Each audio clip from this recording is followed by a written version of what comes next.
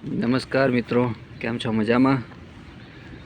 તો હમણાંથી બધા વિડીયો એવા બહુ જોવામાં આવે છે કે આ દેશમાં આટલા હજાર વેકેન્સી ખુલી છે અને આ દેશમાં આટલા હજાર વેકેન્સી ખુલી છે. એના ઉપર વાત કરવાની છે. કારણ કે આપણે જોઈએ છીએ કે આપણે ભારતમાંથી કે આજુબાજુના દેશ જે આપણા છે એશિયન દેશો, એમાંથી પણ બહાર જવાના બધા ઘણા બધા એમ કહેવાય કે વિદેશમાં જવું હોય છે. અને આવું જોઈએ કે હા ભાઈ હાલો ને ક્યાંક ને ક્યાંક આપણે તો ગોઠવાઈ જઈશું એમ. અમુક તો બહુ પૈસા ખર્ચીને જાય છે.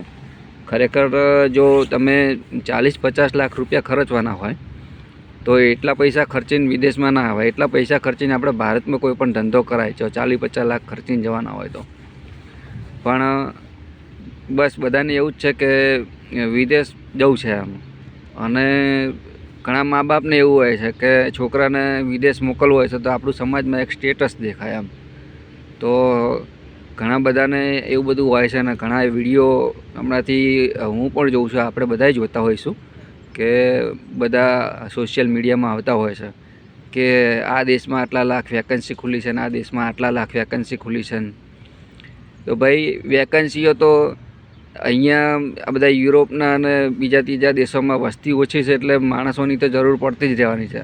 પણ તમને એવું કે તમે આપણે આવતા હોત આપણને કામે જ રાખી લેશે કે આપણે આવતા હોત બધું આપણું ગોઠવાઈ જ જશે, તો એવું નથી હોતું એમ. જો તમે સ્ટ્રગલ કરી શકતા હોય, પોતાનો કમ્ફર્ટ ઝોન છોડી અને જો અનકમ્ફર્ટેબલમાં તમે રહી શકતા હોય તો જ તમારે કરવું જોઈએ. અને ખાસ કરીને સોશિયલ મીડિયામાં એટલું બધું સાચું ના માનવું જોઈએ કે ભાઈ આ એ કહેશે ને એ બધું બરાબર જ છે. કારણ કે છેલ્લે એવા પોતાના વ્યૂ આવે ને એના માટે એવા બધા શું કહેવાય અમુક લાઈનો બોલતા હોય કે કુછ કર દિખાએંગે ને આ તે. જરૂરી છે ભાઈ, જો તમે 50,000 ન કમાતા હોય ત્યાં આગળ અત્યારે, તો 50,000 ન કમાતા હોય તો તમારે બહાર નીકળવાની ઈચ્છા હોય તો જવું જોઈએ. બાકી તમે 50,000 કમાતા હોય તો ઇન્ડિયામાં પોતાનું ઘર હોય તો ઇનફ છે કે તમે એટલું કરી શકો એમ. 50,000 લાખની આવક હોય તો બરાબર છે. પણ હાવ પછી જો કંઈ હોય આપણે બધી રીતે બરાબર હોઈએ અને કંઈક 20-25 લાખ 30 લાખ રૂપિયા આમટા ધંધામાં રોકીને કંઈક ધંધો કરી શકીએ હોઈએ. આપણે તો અત્યારે કેટલા બધા નાના મોટા ધંધા હોય છે, પણ આપણે જ્યારે ભારતમાં હોઈએ ને તો આપણને શરમ આવે. આપણે જ્યાં પાણીપુરી ખાતા હોઈશું ને એ પાણીપુરીવાળો હોય તો રોજ સાંજે 1,000 રૂપિયા લઈને જાય એટલે મહિને 30,000 રૂપિયા પાણીપુરીવાળો થાય. 35,000 રૂપિયા. અમુક તો 2,000 લઈને જાય એટલે 60,000 રૂપિયા થયા પાણીપુરીમાં. પણ આપણને એ કોઈ ધંધો કરવો હોય તો શરમ આવે. પણ એક વસ્તુ એ બી સારી છે કે આપણે ત્યાં આગળ કેવું કે સ્ટ્રીટ ફૂડમાં ગમે ત્યાં તમે એ રીતનું રિક્ષામાં વાહન બનાવ્યા હોય છે હવે તો, કે ભાઈ એમાં તમારે આખું સેટઅપ થઈ જાય, અંદર બધું આવી જાય અને આજુબાજુમાં ટેબલો મૂકી દો, ખુલ્લી જગ્યા હોય અહીંયા આગળ જઈને ઊભું રહી જવાનું, બધા અહીંયા નાસ્તો કરે. કોઈ જગ્યાનું ભાડું નહીં ચૂકવવાનું, કાંઈ જ નહીં. અને અહીંયા તો તમારે કોઈ વસ્તુ તમે એમને એમ ના કરી શકો કે ભાઈ બહાર આ રીતે. અને જે કરતા હોય છે બધા અહીંના લોકલ લોકો અમુક હોય જે એ કરી શકતા હોય એમ. કારણ કે એમને છટકબારીઓ ખબર હોય એટલે એ લોકો અહીંયા આવી રીતે એવી રીતે ધંધા કરતા હોય. અને આપણને એવું બધું ખબર ના હોય અને આપણે કેવું કે પૈસા ખર્ચીને આવ્યા હોય એટલે તમે આડું અવળું અહીંયા આગળ કામ એ રીતે કાંઈ કરી ના શકો.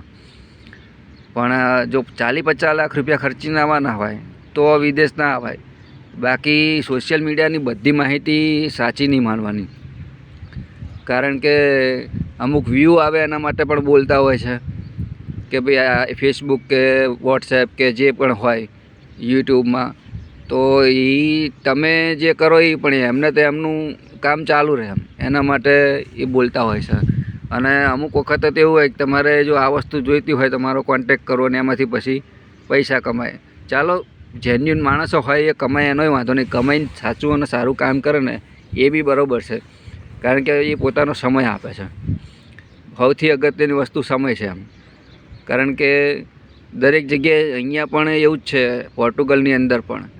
હું 2022માં અહીંયા આગળ આવ્યો તો 2022માં આવ્યો એની પહેલાં જે લોકો આવ્યા તે બધા પૈસામાં ખૂબ લૂંટાયા છે. અને હજુ હું જોતો હોઉં છું કે હજુ એ લૂંટાય છે એમ. કાલે જ એક ભાઈ બીજા ફેમિલીવાળા હતા તો એમને થોડીક વાત કરી મને. એ ભારતના જ છે, કંઈક ચેન્નઈ બાજુના છે એમ. તો એમને બી પૈસામાં બિચારા સારા એવા લૂંટાયા, એવું કહેવાય, લૂંટાયા જ કહેવાય કાયદેસર. એમ જે થતું હોય પૈસા લે બરાબર છે કે ભાઈ 5-25 કમાય એ બરાબર છે, એજન્ટ હોય એ કામ કરે તો કમાય એમ, પણ હાવ પછી નરી લૂંટ જ ચલાવવાની. તો ભાઈ વિદેશમાં જાઓ ને તો તમારા પૈસામાં બી જો તમારો ત્યાં વ્યવસ્થિત કોઈ હાથ પકડનાર ના હોય તો એમાં બી તમે લૂંટાઓ, એમાં કોઈ શંકાને સ્થાન નથી.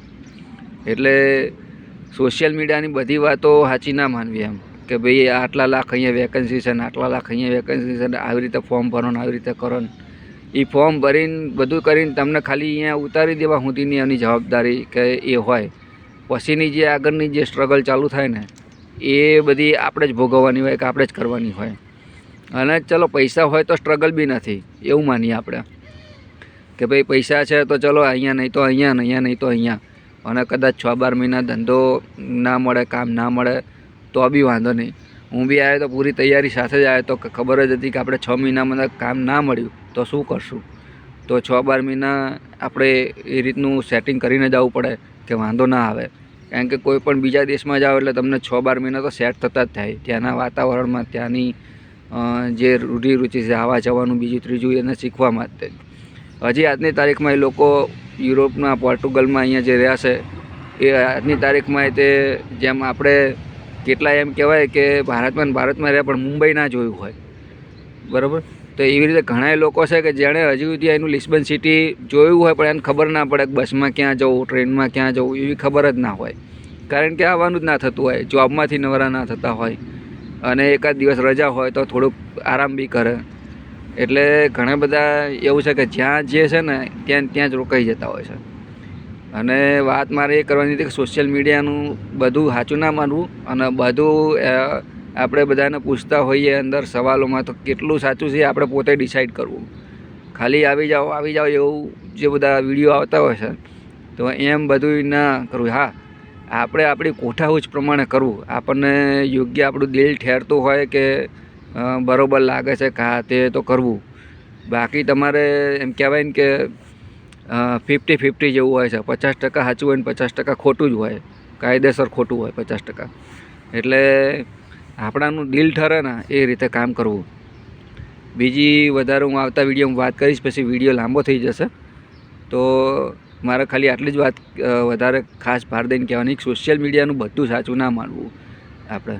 ચાલો, જય હિન્દ, જય ભારત, જય શ્રી કૃષ્ણ, જય સ્વામિનારાયણ.